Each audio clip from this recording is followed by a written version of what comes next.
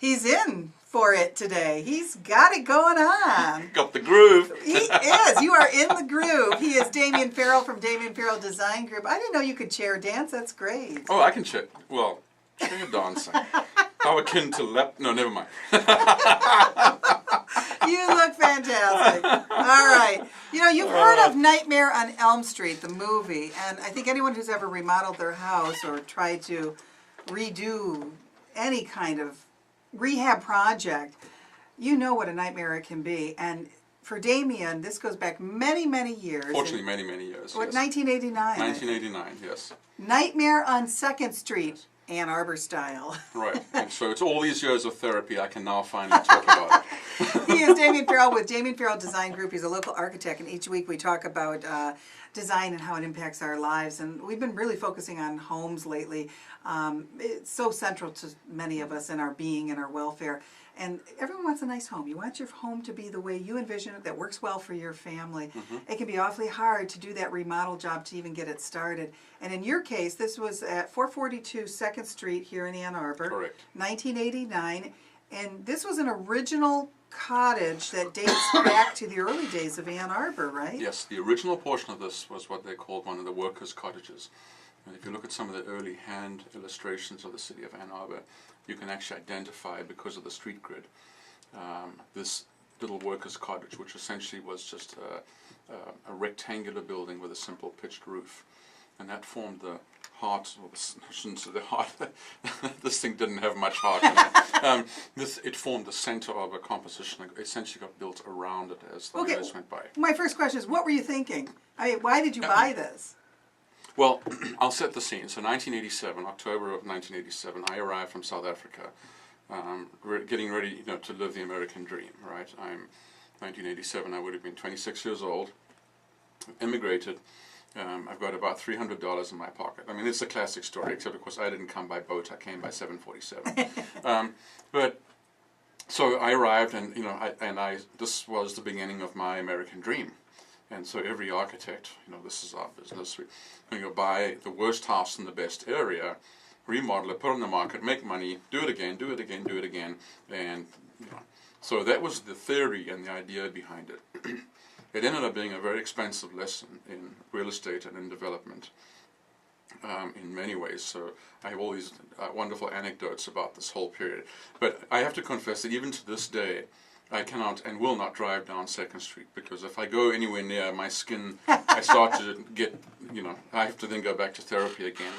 But now we can laugh about a lot of this stuff. On paper, on paper, Damien, it looks like it went really well for you, because I'm looking at the assessor's rolls, and from what I see here, you actually sold it for twice the amount you bought it.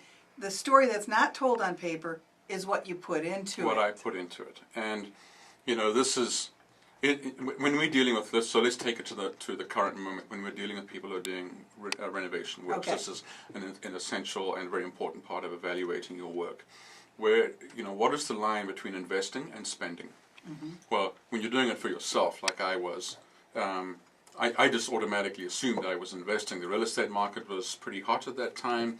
The other thing was, as well, find that tipping point between sort of a cosmetic paint job and having to suddenly find yourself rewiring, replumbing, retiling, whole new kitchen, appliances, lifting parts of the house that were sagging, taking off all the old siding, hand scraping the exterior in January and February, sitting outside. Well, it's very difficult to hand scrape paint on the outside when you've got one of those heaters and it's also freezing. The two kind of don't go together, if you know what I mean. And added to that, the woman we bought it from, her son lived in the house. People were so terrified on 2nd Street because he would get on the porch roof and scream and shout at people. The yard, the lawn, was 3 or 4 feet high, and he'd tried to do some remodeling himself. And what he'd done was taken out one of the windows on the back of the house and simply thrown everything. So outside, I'm not kidding you, there was a pile about 6 foot high, probably 15 foot in diameter, a dome of junk. And of course, most of it was drywall, so that had been sitting out in the rain for years. So it had turned into this almost semi-solid mass. And I'm not kidding you, that I have a photograph I worked on this with a friend of mine, of us standing in the backyard, and the grass and the weeds are as tall as we are. So the backyard was 6 foot high, right, of stuff. Right. So people would cross the street. I mean, this guy terrorized the neighborhood. The house was complete junk. I, of course, looked at it, with bright, shiny, rosy glasses and said, oh, I can turn this thing. I can make anything beautiful, right? And, knew nothing about electrical, plumbing. I just said, I can paint this and put some trim up and mow the lawn, put it back on the market. Well, I just ended up getting so vested in this thing. And it became a nightmare, literally. Tell me some of those stories. Well, first of all, just the way it wore me out. I mean, I'd go from work every single day and work at night until 12 or 1 o'clock in the morning.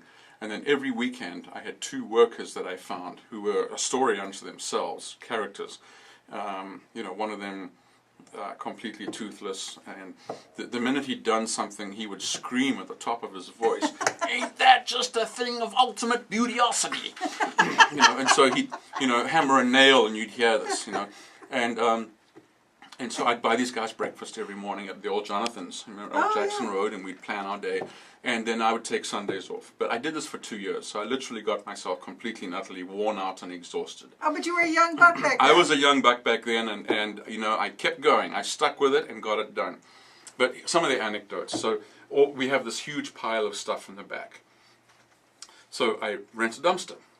Well, when you don't want to hire machinery and so on, how do you get this pile of stuff in the back to the front where the dumpster is? So so my friend that I was working with had this brilliant idea. There was an old table in the house.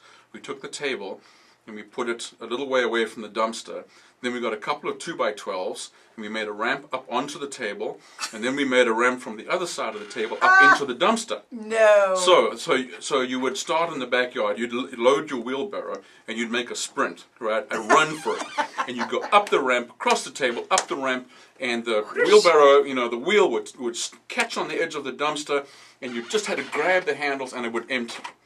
Great. It worked. I mean, this is, a very basic... Did you ever go flying into the dumpster? Oh, okay, you preempted my story. Oh, sorry. So I'm doing this for hours and getting exhausted, and it's late in the day, and I'm just absolutely exhausted, finished. My arms are tired, everything is tired, and you do the fatal thing. Say, okay, one last run. It's like when you're skiing, one last run. It's the one you get hurt on.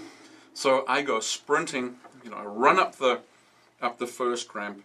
As I'm going up the second part of the ramp, the wheelbarrow goes off the side of the ramp, all right, digs and hooks itself on the edge of the dumpster.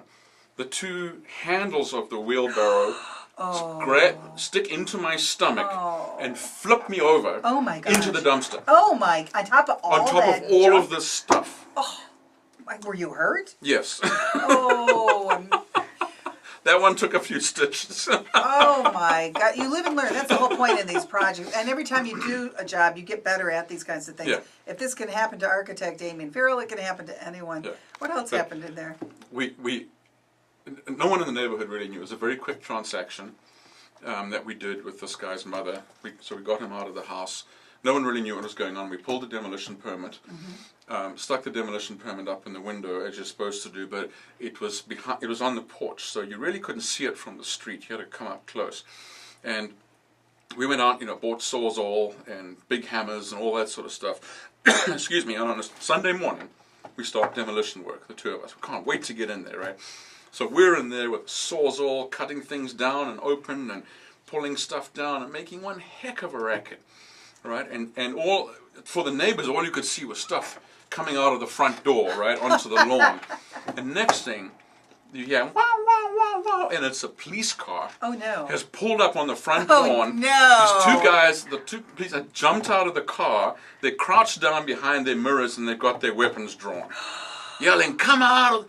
Oh so the 2 of us appear. I have a Sawzall in my hand. My friend has a 10-pound hammer in his hand. We are covered in drywall dust. Oh my. All you can see are pink eyes and pink lips. And we come out of this, So that in itself was an explanation. And by then, of course, all the neighbors had gathered. Oh my gosh. But it turned out to be a nice thing because we ended up laughing about it, and the police were very good about it, and the neighbors were all utterly relieved. And so, Weren't you glad to know you lived in a neighborhood that neighbors cared? absolutely. That they called police when and they you know thought what? something was They wrong? would come by and offer encouragement at the toughest times, and bring Well, here- cookies and juice and Yeah. coffee and tea and soup and. Because when you do a house like that, that changes the makeup of the neighborhood. It did. That helps It was elevate the it. last bad house on 2nd Street. Right. I mean, there's tremendous home price.